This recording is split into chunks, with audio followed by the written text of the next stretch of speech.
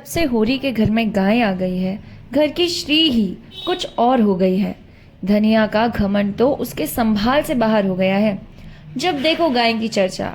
भूसा छिज गया था, ऊख में थोड़ी सी चरी बो दी गई थी, उसी की कुद्दी जानकर जानवरों को खिलाना पड़ता था। आंखें आके आकाश की ओर लगी रहती थी कि कब पानी बरसे और घास निकले। आधा आषाढ़ बीत गया और वर्षा न हुई। सहसा एक दिन बादल उठे और आषाढ़ का पहला दोंगड़ा गिरा। किसान खरीफ बोने के लिए हल ले लेकर निकले कि राय साहब के कारकुन ने कहला भेजा, जब तक बाकी ना चुक जाएगी किसी को खेत में हल ना लाने दिया जाएगा। किसानों पर जैसे वज्रपात हो गया। कभी तो इतनी कड़ाई न होती थी, अब की यह कैसा हुक्म। कोई गांव छोड़कर भागा थोड़े जाता था। अगर खेती में हल न चले तो रुपए कहाँ से आएंगे? निकालेंगे तो खेत से ही। सब मिलकर कारकुन के पास जाकर रोए। कारकुन का नाम था पंडित नोखेराम। आदमी बुरे न थे, मगर मालिक का हुक्म था, उसे कैसे टाले। अभी उस दिन राय साहब ने होरी से कैसी दया और धर्म की बातें की थी, और आज असमाइयों पर यह जुल्म। होरी मालिक के पास जाने को तैयार हुआ, लेकिन फिर सोचा उन्होंने कारकुन को एक बार जो हुक्म दे दिया उसे क्यों टालने लगे। वह अगुआ बनकर क्यों बुरा बने। अब जब वे कुछ बोलता ही नहीं तो आग में क्यों कूदे। जो सबके सर पर पड़ेगा वह भी झेल लेगा। किसानों की खलबली मची हुई थी। सभी गांव के महाजनों के पास रुपए के लिए दौड़े। गांव में मगरू साह की आजकल चढ़ी हुई थी। इस साल सन में उसे अच्छा फायदा हुआ था। गेहूं की अलसी में भी उसे कुछ कम नहीं कमाया था। पंडित दाता दीन और दुराली सहुआन भी लेन देन करती थी। सबके बड़े महाजन थे झिंगुरी सिंह। वह शहर में एक बड़े महाजन के एजेंट थे। उनके नीच कई आदमी काम करते थे और आसपास के देहातों में घूम घूम कर लेन देन करते थे। उनके उपरांत और कई मोटे मोटे महाजन थे जो 2 आने रुपए ब्याज पर बिना लिखा पढ़ी के रुपए देते थे। गांव वालों को लेन देन का ऐसा शौक था, जिससे 5, 10, 20 रुपए जमा हो जाते थे, वही महाजन बट बैठता था। एक समय होरी ने भी महाजनों की थी। उसी का यह प्रभाव था कि लोग अभी तक यह समझते थे कि होरी के पास दबे हुए रुपए हैं। आखिर वह धन गया कहाँ? बंटवारे में निकला नहीं। होरी ने कोई तीर्थ व्रत भोज किया नहीं। गया तो गया कहाँ? जूते जाने पर एक घट्टे न बने रहते थे। किसी ने किसी देवता को सीधा किया, किसी ने किसी को। किसी ने आना रुपया ब्याज देकर स्वीकार किया, किसी ने 2 आना। होरी में आत्मसम्मान का सर्वथा लोप ना हुआ था। जिन लोगों के रुपए उस पर बाकी थे, उनके पास कौन मुंह लेकर जाए। झिंगुरी सिंह के सिवा उसे कोई न सूझा। वह पक्का कागज लिखाते थे। नजराना अलग देते थे, दस्तूरी अलग, स्टाम्प की लिखवाई अलग। उस पर 1 साल का ब्याजी पेशगी काटकर रुपया देते थे। 25 रुपए का कागज लिखा तो मुश्किल से 17 रुपए हाथ लगते थे। मगर इस गाढ़े समय में और क्या किया जाए। रुपए साहब की जबरदस्ती है, नहीं, इस समय किसी के सामने क्यों हाथ फैलाना पड़े।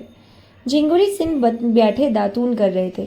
नोटे मोटे, खलवाहट, काले, लंबी नाक और बड़ी बड़ी मूछों वाले आदमी थे, बिल्कुल विदूषक जैसे, और थे भी बड़े हंसौड़। इस गांव को अपनी ससुराल बनाकर मर्दों से साले या ससुर और औरतों से साली या सहेलज का नाता जोड़ लिया था। रास्ते में लड़के उन्हें चढ़ाते चढ़ाते पंडित जी पालागी और झिंगुरी सिंह उन्हें चटपट आशीर्वाद देते हुए, तुम्हारी आंखें फूटे, घुटना टूटे, मिर्गी आए, घर में आग लग जाए, आदि कहते थे। लड़के इस आशीर्वाद से कभी ना आघाते थे, मगर लेन देन में बड़े कठोर थे।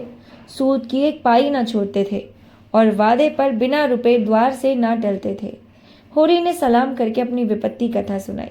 झिंगुरी सिंह ने मुस्कुरा कर कहा, वह सब पुराना रुपया क्या कर डाला? रुपए पुराने होते हुए ठाकुर तो महाजनी से अपना गला ना छुड़ा लेता कि सूद भरते किसी को अच्छा लगता है। गड़े रुपए ना निकले चाहे सूद कितना ही देना पड़े। तुम लोगों की यही नीति है। कहाँ के गड़े रुपए बाबू साहब? खाने को तो होता नहीं। लड़का जवान हो गया, ब्याह का कहीं ठिकाना नहीं। बड़ी लड़की भी ब्याहने जोग हो गई। रुपए होते तो किसी दिन के लिए गाड़ रखते। झिंगुरी सिंह ने जब से उसके द्वार पर गाय देखी थी, उस पर दांत लगाए हुए गाय की डील डॉल का गठन कर रहे थे। उसमें 5 सेर से कम दूध नहीं। मन में सोच लिया था, होरी को किसी अरदब में डालकर गाय को उड़ा लेना चाहिए। आज वह अवसर आ गया। बोले, अच्छे भाई, तुम्हारे पास कुछ नहीं है? अब राजी हुए? जितने रुपए चाहो ले जाओ, लेकिन तुम्हारे भले के लिए कहते हैं। कुछ गड़ने गाड़े हो तो गिरो रखकर रुपए ले लो, स्टाम्प लगा लो, लिखोगे तो सूद बढ़ेगा और झमेले में पड़ जाओगे। होरी ने कसम खाई कि घर में गहरे का नाम कच्चा सूद भी नहीं है। धनिया के हाथों में कड़े हैं, वह भी गिलट के। झिंगुरी सिंह ने सहानुभूति का रंग मुंह पर पोतकर कहा, एक तो बात करो, ये नई गाय जो लाए हो इसे हमारे हाथ भेज दो। सूद स्टाम्प सब झगड़ों से बच जाओ। 4 आदमी जो दाम कहे वे हमसे ले लो। हम जानते हैं तुम अपने शौक से लाए हो और बेचना नहीं चाहते, लेकिन यह संकट तो टालना ही पड़ेगा। होरी पहले तो इस प्रस्ताव पर हंसा, उस पर शांत मन से विचार भी करना ना चाहता था, लेकिन ठाकुर ने ऊंच नीच सुझाया। महाजनी ने हथकंडों का ऐसा भीषण रूप दिखाया कि उसके मन में भी ये बात बैठ गई। ठाकुर ठीक ही तो कहते हैं, जब हाथ में रुपए आ जाए गाय ले लेना। 30 रुपए का कागज लिखने पर कहीं 25 रुपए मिले और 3-4 साल तक ना दिए गए तो पूरे 100 हो जाएंगे। पहले का अनुभव यही बता रहा था कि कर्ज वह मेहमान है जो एक बार आकर लेने जाने का नाम नहीं लेता। बोला, मैं घर जाकर सबसे सलाह कर लूं तो बताऊं। सलाह नहीं करनी है, उनसे कह देना है कि रुपए उधार लेने में अपनी बर्बादी के सिवा कुछ और नहीं। मैं समझ रहा हूं ठाकुर, अभी आके जवाब देता हूं। लेकिन घर जाकर उसने जो ही वह प्रस्ताव किया कि कोहराम मच गया। धनिया तो कम चिल्लाई, दोनों लड़कियों ने तो दुनिया सर पर उठा ली। नहीं देते अपनी गाय, रुपए जहां से चाहे लाओ। सोना ने तो यह तक कह डाला कि इससे तो कहीं अच्छा है मुझे बेच डालो, गाय से कुछ वैसे ही मिल जाएगा। दोनों लड़कियां सचमुच गाय पर जान देती थी। रूपा तो उसके गले से लिपट जाती थी और बिना उसे खिलाए कौर तक मुंह में न डालती थी। गाय कितने प्यार से उसका हाथ चाटती थी, कितनी स्नेह भरी आंखों से उसे देखती थी। उसका बछड़ा कितना सुंदर होगा। अभी से उसका नामकरण हो गया था मटरू। वह अपने साथ लेकर सोती थी। इस गाय के पीछे दोनों बहनों में कई बार लड़ाइयां हो चुकी थी। सोना कहती मुझे ज्यादा चाहती है, रूपा कहती मुझे। इसका निर्णय अभी तक न हो सका था और दोनों के दावे कायम थे। मगर होरी ने आगे पीछा सुझाकर आखिर धनिया को किसी तरह राजी कर लिया। एक मित्र से गाय उधार लेकर बेच देना भी बहुत ही वैसी बात है, लेकिन विपत में तो आदमी का धर्म तक चला जाता है। यह कौन सी बड़ी बात है। ऐसा ना हो लोग विपत में इतना डरे क्यों। गोबर ने भी विशेष आपत्ति न की। वह आजकल दूसरी ही धुन में मस्त था। यह तय किया कि जब दोनों लड़कियां रात को सो जाएं तो गाय झिंगुरी सिंह के पास पहुंचा दी जाए। किसी दिन किसी तरह कट गया। सांझ हुई, दोनों लड़कियां 8 बजते बजते खा पीकर सो गई। गोबर इस करुण दृश्य से भागकर कहीं चला गया था। वह गाय को जाते कैसे देख सकेगा, अपने आंसुओं को कैसे रोक सकेगा। होरी भी ऊपर से कठोर बना हुआ था। मन उसका चंचल था। ऐसा कोई माई का लाल नहीं जो उस वक्त उसे 25 रुपए उधार दे दे, चाहे फिर 50 रुपए ही ले ले। वह गाय के सामने जाकर खड़ा हुआ तो ऐसा जान पड़ा कि उसकी काली काली सजीव आंखों में आंसू भरे हुए हैं और वो कह रही है, क्या 4 दिन में ही तुम्हारा मन मुझसे भर गया। तुमने मुझे वचन दिया था कि जीते जी इसे ना बेचूंगा। यही वचन था तुम्हारा। मैंने तुमसे कभी किसी बात का गिला नहीं किया। जो रूखा सूखा तुमने दिया वही खाकर मैं संतुष्ट हो गई।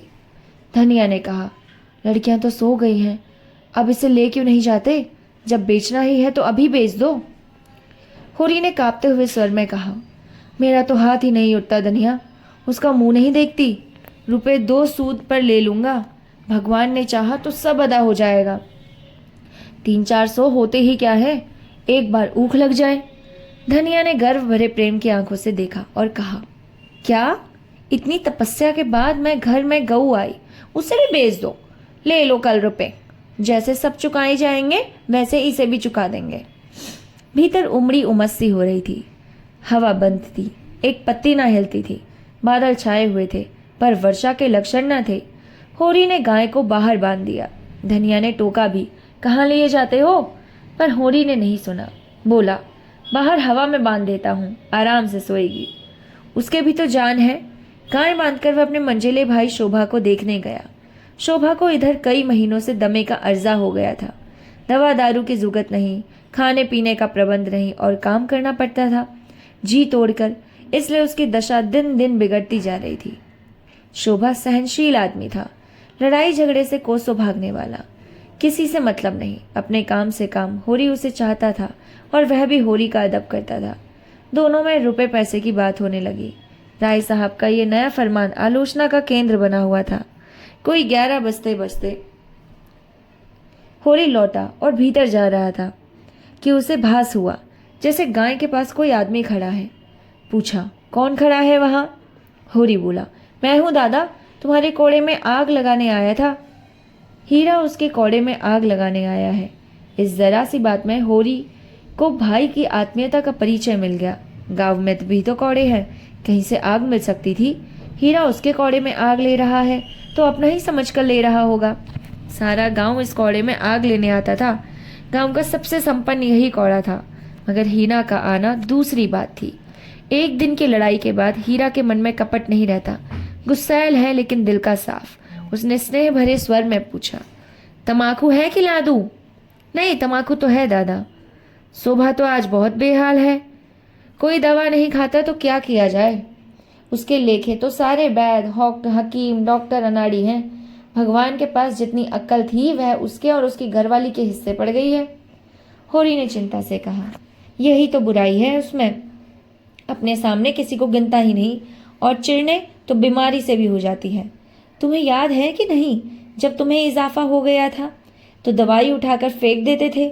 मैं तुम्हारे दोनों हाथ पकड़ता था और तुम्हारी भाभी तुम्हारे मुंह में दवाई डालती थी। उस पर तुम हजारों गालियां देते थे। हाँ दादा, भला वह कैसे भूल सकता हूँ।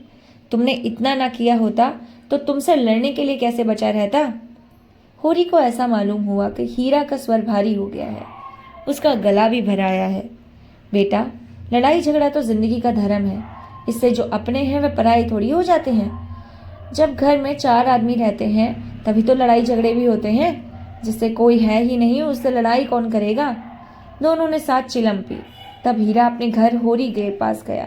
होरी अंदर भोजन करने चला। धनिया रोज से बोली, देखिए अपने सपूत की लीला, इतनी रात हो गई और अभी उसे अपनी सैल की छुट्टी नहीं मिली। मैं सब जानती हूँ, मुझे सारा पता मिल गया है। भोला की वह रान लड़की नहीं है जुनिया, उसी के फेर में पड़ा रहता है। होरी के कानों में भी इस बात की भनक पड़ी थी पर उसे विश्वास न आया था। गोबर बेचारा इन बातों को क्या जाने। बोला, किसने कहा तुमसे? धनिया प्रचंड हो गई। तुमसे छुपी होगी और सभी जगह चर्चा चल रही है। यह भुग्गा व 72 घाट का पानी पिए हुए इसे उंगलियों पर नचा रही है और समझता है वह इस पर जान देती है। तुम उसे समझा दो नहीं कि कोई ऐसी वैसी बात हो गई तो कहीं के ना रहेंगे। होरी का दिल उमंग पर था। चूहल की सूजी जुनिया देखने सुनने में तो बुरी नहीं है। उसी से कर ले सगाई। ऐसी सस्ती महरिया और कहाँ मिलती है।